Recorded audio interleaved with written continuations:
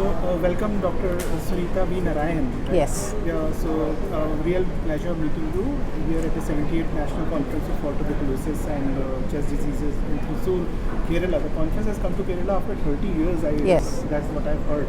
And you are really spent so many years in the fight against TB. And not only in India, but also you have rich experience in another very different setting, which is Russia. So, which was earlier when you were there in USSR, you saw the transition. So Yeah. can we please, first of all, ma'am, do introduce yourself and let us know more about your experience back then in Russia. I'm Dr. Sunitha Narayanan. Way back then, I was not a doctor. I was then being trained to be a doctor when I reached Russia. Those were the days when it was the Soviet Union, the erstwhile Soviet Union. Soon after, a couple of years down the lane, Soviet Union became CIS, that is the Commonwealth of Independent States. My mother's family had strong, convincing communist links, and as a child, I was very much eager to go see and experience the communist country, which was the reason why I chose to go to Russia when I had an opportunity to go to UK and get trained. So a couple of years down the lane, the communist era, all of a sudden started changing. The communist, the erstwhile USSR became separate independent states. Things were changing, people were fighting for food, for medicine, for commodities like sugar, soap, and it was difficult, but still we maintained, we continued.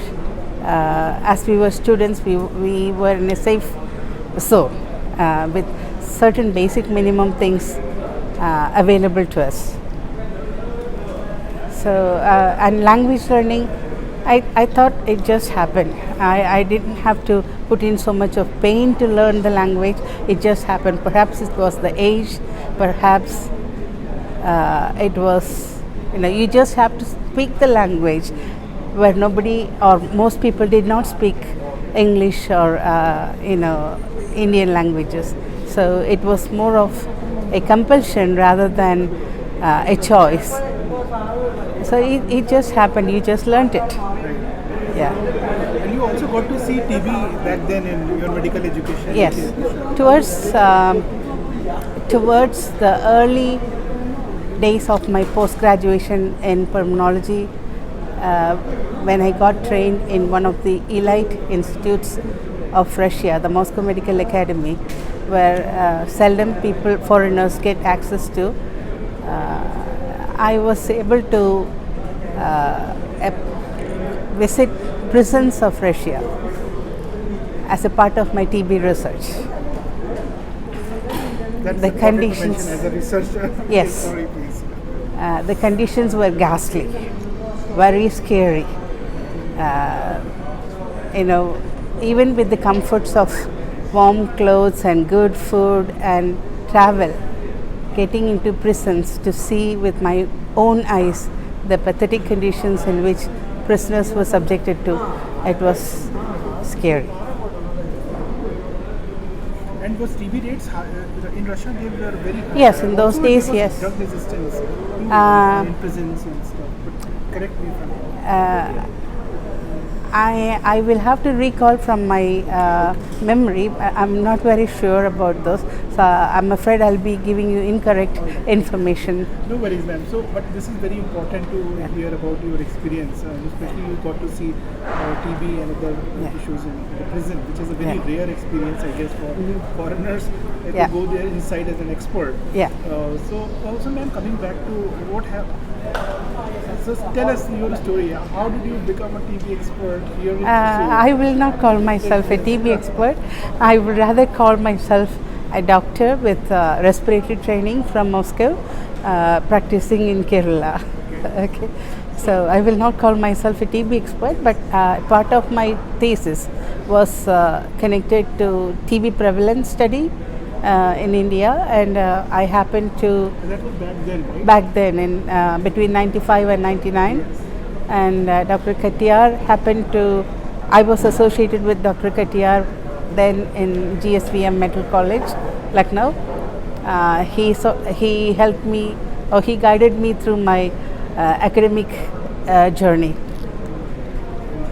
So, ma'am, what were the top findings of your prevalence study back then?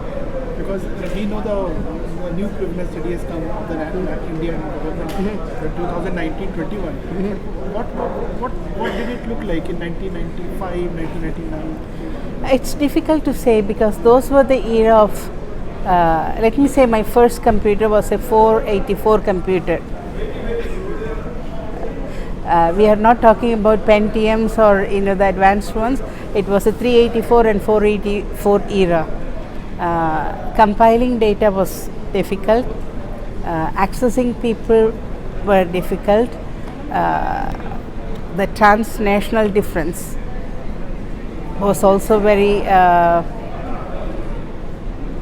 difficult to incorporate, and the disease finding, the active TB case finding, search for latent TB, it was all things that in my study at least I found it difficult in India because we did not have a system then. If way back in Kanpur, if the head of the family had TB, we went in mobile vans searching for patients in the rural Kanpur. If the head of the family was afflicted by TB, then if we asked the family members to come get tested, there was some amount of resistance.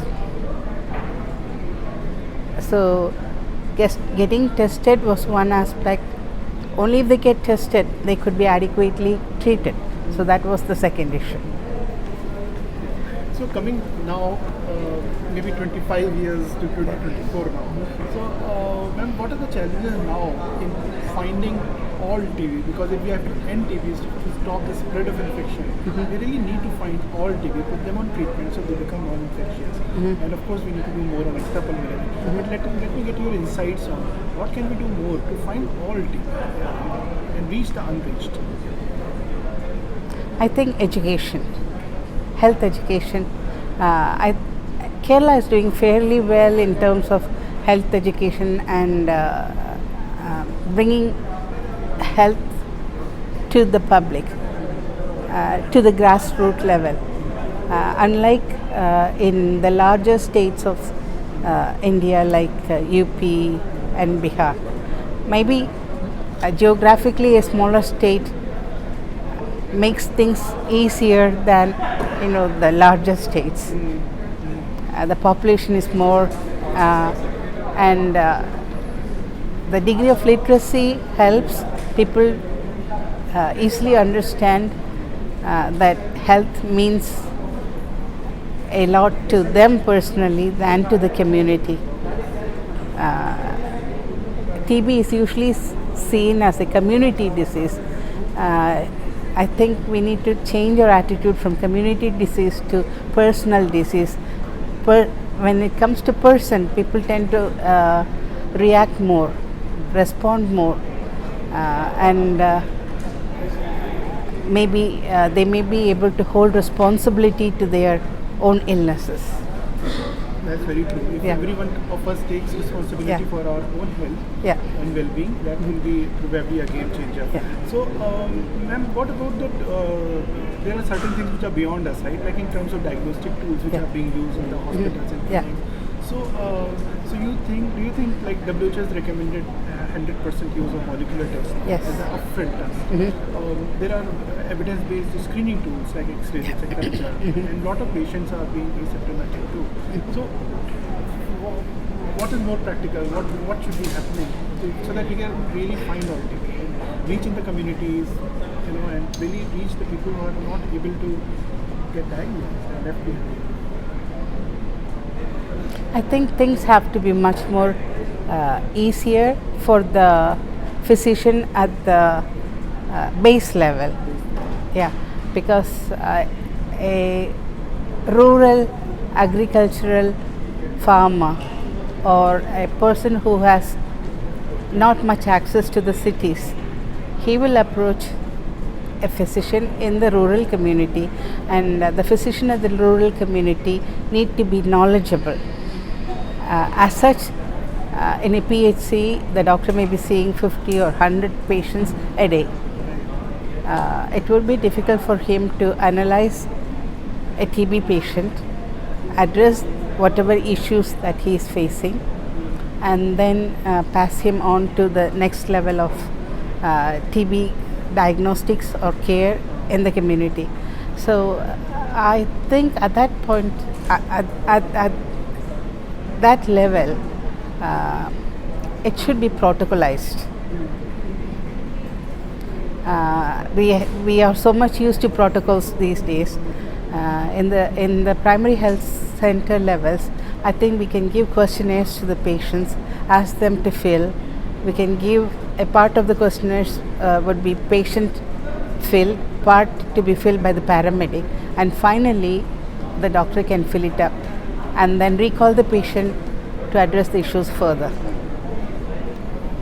And also, we were discussing earlier with you about the treatment, the way we treat TB now Yeah. has also evolved a lot as Yeah. per the science. As Yeah. science and evidence evolved, things changed. Yeah. New drugs have come out. New drugs have come out. So, ma'am, there were certain good aspects of the previous ways we Yeah. were doing. There are a lot of good things which are happening now. Yeah. What do you think is more practical and pragmatic in terms of treatment management, given I- our health capacity and health I think the world is evolving, medicine is evolving, TB treatment is also evolving. So it would be good to stick on to the goods from the old times and incorporate the changes that the finer, newer medicine has brought us into the old ones. Yes, totally true. Yeah, that's a very very wise advice. Thanks a lot for that.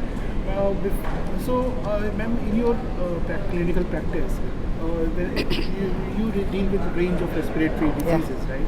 So if a person with TB comes in, so how do you get diagnosed? Like, is it microscopy or is it molecular test? Which one? It's a combination of all of those, provided the patient has enough resources to undergo. So it would be X-ray, sputum microscopy, to the newer molecular diagnostics like GeneXpert, TrueNat, CBNat, etc. So it all depends upon the resources that the patient can afford. So please educate me if I'm wrong. I've read that these molecular tests are they can test for range of diseases. Yes. So is it true? And Yes, that are is. they being deployed like that, or is it just for TB? I think we'll have to dwell much into the way the machines, the laboratory machines are framed in such a way that different kinds of diseases can be diagnosed using one and the same machine. But these are all amplification methods, the nucleic acid amplification methods. So it can be applied to any illness, any virus or any bacteria. Yeah, let's hope that these are very optimally used. Yes. Such a huge lab capacity as you're testing. Ma'am, World TB Day is on 24th of March. Yeah. So your message for World TB Day? Thank you. Your message for World TB Day? What will be your message to the policymakers in India and other countries for World TB Day? India has promised to end TB in next 21 months, and governments worldwide have promised to end by 2030. So, go to Compassion goes a long way. We have lots of medicines, newer diagnostic models, but the current era lacks in compassion. Compassion to the TB patient from the point of healthcare does matter. A lot of TB patients though they do not want to take medicine, it's because of the personal relationship with the doctor. He continues to do that and comes back. So be compassionate, be kind, educate, be with them. Even if they miss their medicines, they'll get back to us, and then we can continue the journey. Thank you so much, ma'am, because what you have just said as a message, I believe this holds true for all of us on the planet. So let us show compassion thrives in our hearts. Thank you so much. Okay. We are all